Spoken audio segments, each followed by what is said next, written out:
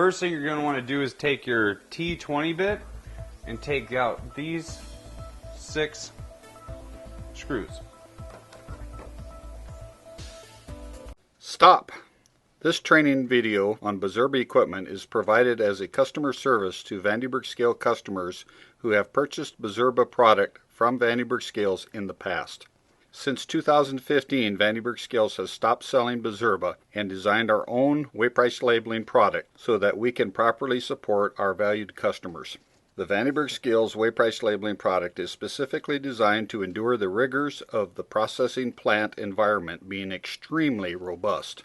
The Vande scales wayprice labeling equipment is designed to be lower cost to purchase, easier and simpler to operate, much lower cost to maintain, much lower cost to service, and easily serviced by your own technicians while being washdown capable and extremely durable. We have felt your wayprice labeling pain over the years and promise not to overprice parts or services, keep the design simple, and use normal industry available parts. Vande Scales still has a large inventory of Bizerba parts that we will eagerly offer substantial discounts to you on.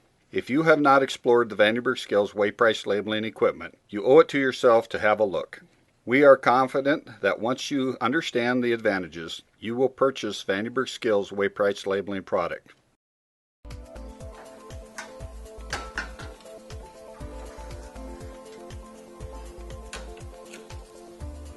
Next, you're going to take this back plate cover off with your T20 bit. Just 2 little screws right here.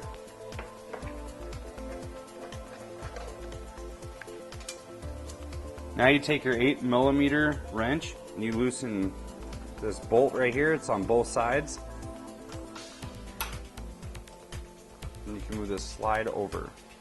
Already loosen the other side, and you move it over, then you can start untwisting this side.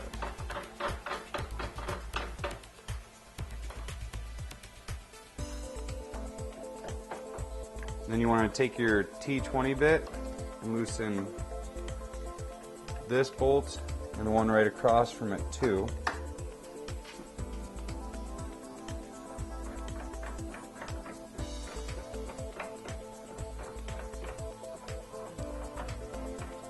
Then after you get it all twisted out, pops right on out.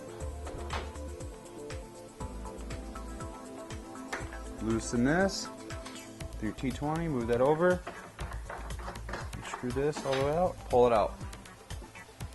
Next you're going to have to pop the conveyor belt out of its little connector right here.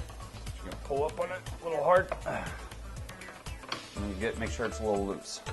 You set it back down a little bit and then come back to the other end. Now you're going to want to put your keepers in the lock position because you're going to end up lifting up on the conveyor belt a little bit so they don't slide back out. Now you're going to want to put your hand about halfway down the conveyor belt. You can lift up on it and it loosens up these belts. Pop that one out. You go to the other side, pop it out. You can set your conveyor belt back down. Now to change the conveyor belt, you need to lift up, put your hand and hold up underneath of it. You take a 10mm wrench, and you loosen this side a little bit, loosen the other side, looks like this, but right here, loosen that up. Then you can take your size 3 Allen wrench right here and start loosening it, and you can see it go in. We do that to the other side, and now you can put the back side in, lift it up, and start twisting out the conveyor belt.